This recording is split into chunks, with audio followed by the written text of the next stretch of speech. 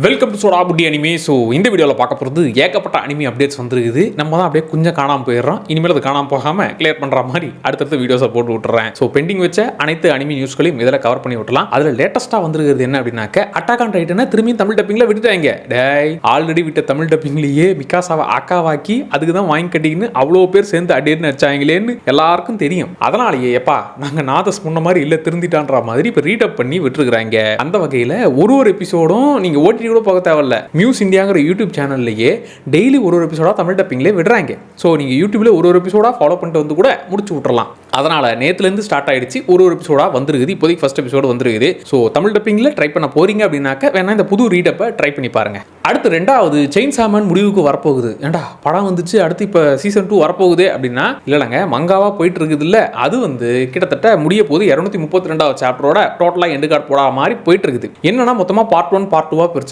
அந்த part 1ல public safety சாகா வரும். அதுக்கப்புறம் பார்ட் 2 வந்து அகாடமி சாகா. ஸோ இதில் ஏகப்பட்ட ஆர்க்ஸ்ங்கிறது கவர் ஆகிருக்குது. அந்த வகையில் பார்ட் 1 எண்டுங்கிறது மார்ச் 25ஓட முடியுது. அண்ட் பார்ட் 3க்கான அனௌன்ஸ்மெண்ட் இருந்துச்சுன்னா ஓகே, அடுத்து வரப்போகுது, கண்டினியூ ஆக போகுதுன்னு நம்பிக்கை இருக்கலாம். பட் பார்ட் 3க்கான அந்த எந்த ஒரு விஷயமும் சொல்லலன்றதுனால இதோட எண்டு கார்டு போட போறாங்க அப்படிங்கிற மாதிரியான விஷயங்கள் போயிட்டு இருக்குது. ஸோ இப்போதைக்கு அட்லீஸ்ட் தற்காலிக பிரேக் ஆர் எண்டு கார்டு போடப்படுது. செயின்சா மேன் மொத்தமாக கம்ப்ளீட் ஆகுதுன்னும் போது நம்ம அதாவது பாதியாக கவர் பண்ணுறத விட மொத்தமாக கவர் பண்ணலாமான்னு சொல்லுங்க.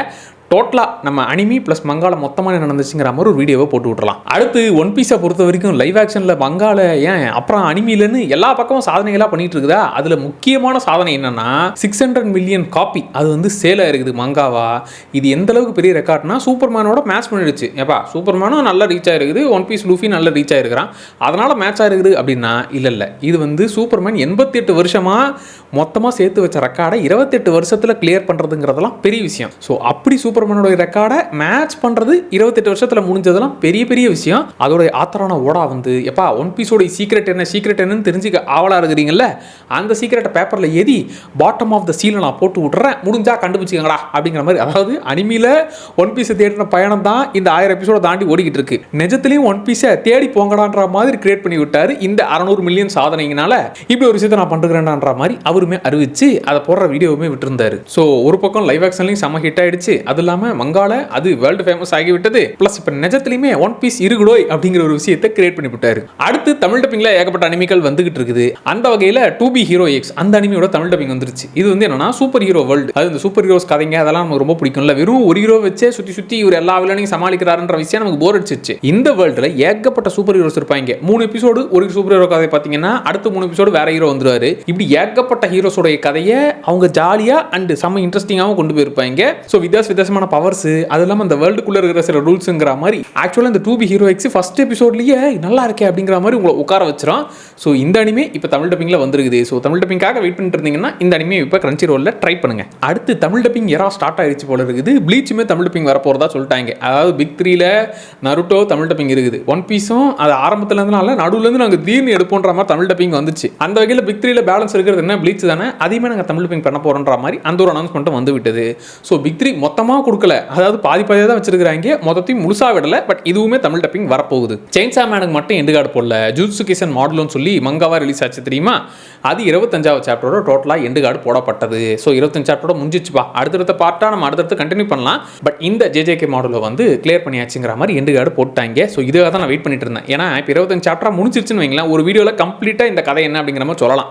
ஸோ இது சொல்லுங்க, மங்கா தான் 25 சாப்டர். ஸோ மொத்தமாக கவர் பண்ணலாமா, அதனால தான் ஒரு சாப்டர் நம்ம கவர் பண்ண வேணாம், மொத்தமாக கிளியர் பண்ணலாம்னு வெயிட் பண்ணிட்டு இருந்தேன். இது கிளியர் ஆயிடுச்சு. ஸோ JJK மாடலவை மொத்தமாக கவர் பண்ணி ஒரு வீடியோவை போட்டுடலாம். அண்ட் ஒன் பீஸோடைய லைவ் ஆக்ஷனும் மிகப்பெரிய சக்ஸஸ் ஆயிடுச்சு. எஸ், எல்லா பக்கமும் ஃபேன்ஸுமே ஏற்றுக்கிறாங்க. ஏன்னா லைவ் ஆக்ஷன் என்றாலே வந்து நிறைய சொதப்பி விட்டுருவாங்க. அட்டாக் ஆன் லைவ் ஆக்ஷன்லாம் பார்த்துருக்கீங்களா, சத்தியமாக டென்ஷன் ஆகிடுவீங்க.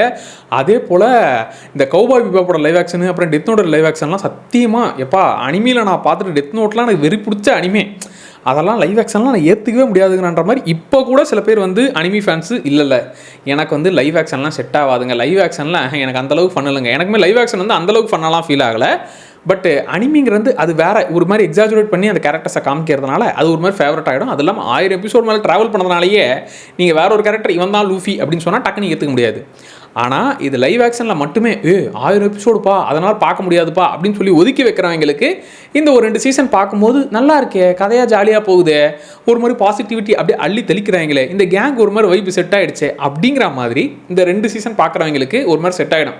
சரிப்பா நான் சீசன் 3 வரைக்கும் வெயிட் பண்ண மாட்டேன், நான் ஸ்ட்ரைட்டாக அனிமி பக்கம் வந்துடுன்ற மாதிரி அங்கே அவங்க கண்டினியூ பண்ண ஸ்டார்ட் பண்ணுவாங்க.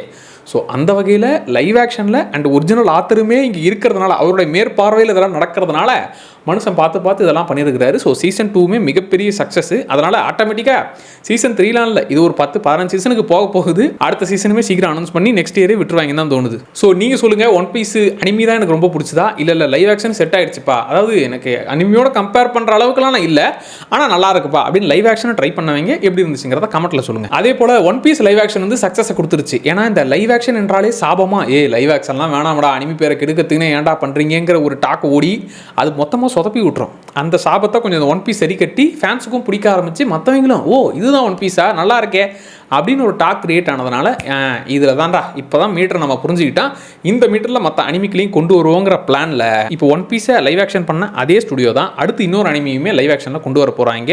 சாமுராய் சாம்ப்ளோ அப்படின்னு சொல்லி ஒரே சீசன் தான் இருக்குது. இப்போ இதை நாங்கள் லைவ் ஆக்ஷனில் கொண்டு வரோன்ற மாதிரி அந்த ஒரு விஷயமும் வந்திருக்குது. அனிமியை லைவ் ஆக்ஷனில் கொண்டு வரதுல எந்த பிரச்சனையுமே இல்லை. ஆனால் அனிமியாக அவங்க கொண்டாடி தீத்த ஒன்றை லைவ் ஆக்ஷன்ற பேரில் கெடுத்து விட்றாதீங்கன்றதான் எல்லாருமே கேட்கறது.